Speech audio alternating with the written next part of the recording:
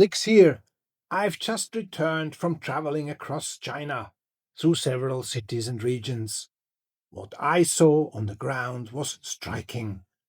Restaurants buzzing with life, tourism booming both at home and abroad, exports hitting record highs, streets pulsing with energy, shops crowded with eager consumers, robots quietly entering daily life, and high-speed trains packed with people and charged with possibility. By mid-2025, around 130 million Chinese tourists will have headed abroad. That's a 28% leap from 2023 and a spectacular rebound from the pandemic slump. And airports? They're full of surprises. Travelers aren't just sitting on their suitcases anymore. Their suitcases are chauffeuring them straight to the departure gate. Meanwhile, the IMF has nudged China's GDP growth forecast for 2025 up to 4.6%, one of the biggest upgrades among major economies. But here's the twist. The economy is actually sprinting ahead at 5.2%, all while dodging trade war potholes along the way. Why the extra boost?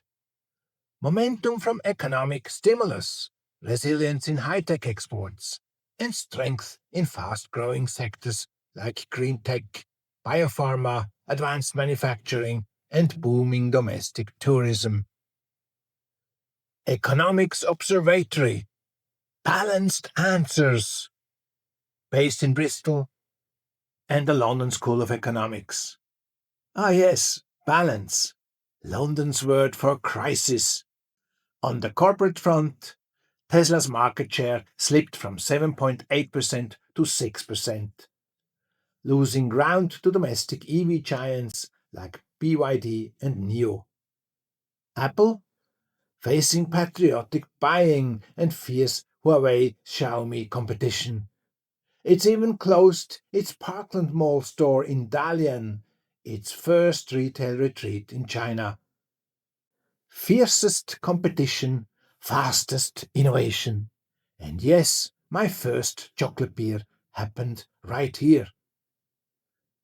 Crowded shopping malls, shoulder to shoulder shoppers.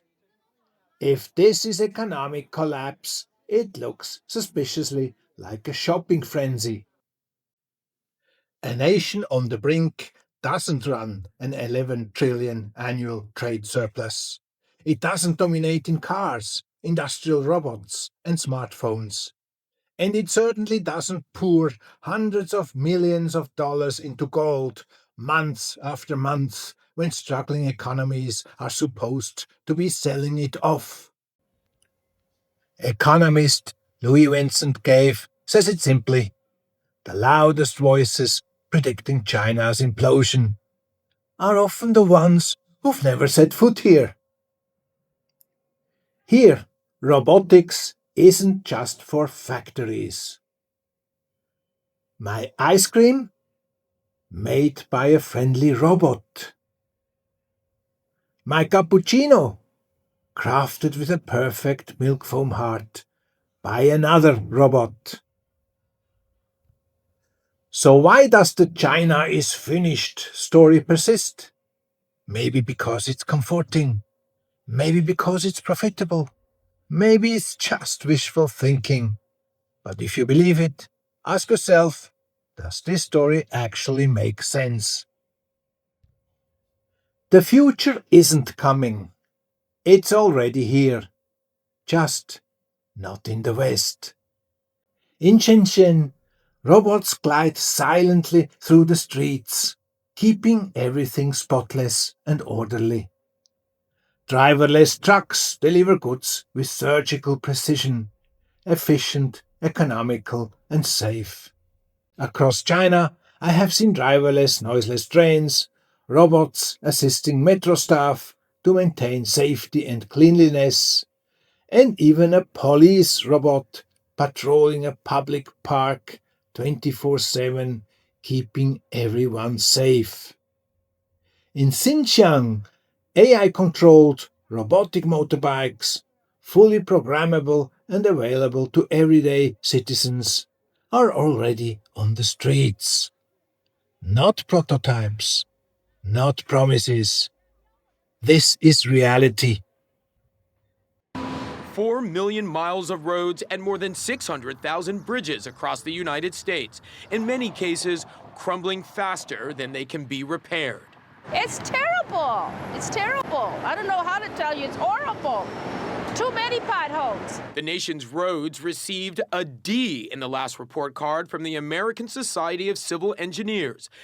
Instead of obsessing over predictions of China's collapse, maybe the West should focus on preventing its own.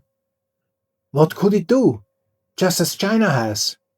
Invest in infrastructure that genuinely connects people and goods.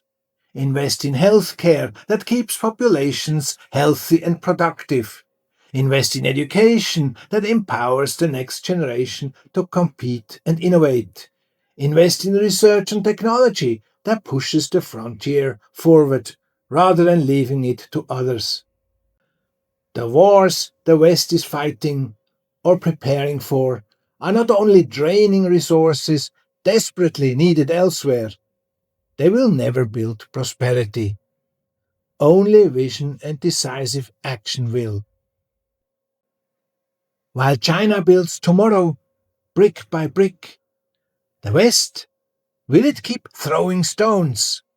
Or will it start building too? That's a wrap for today's video. But before I go, here's a teaser for what's coming next. My encounters with Uyghurs in Xinjiang. People you've heard about endlessly in the news, often framed as victims of an alleged genocide. Instead of repeating headlines, I'll show you something the media never bothers with. The people themselves, their traditions, their everyday lives. And yes, even how they make coffee in ways you probably couldn't imagine.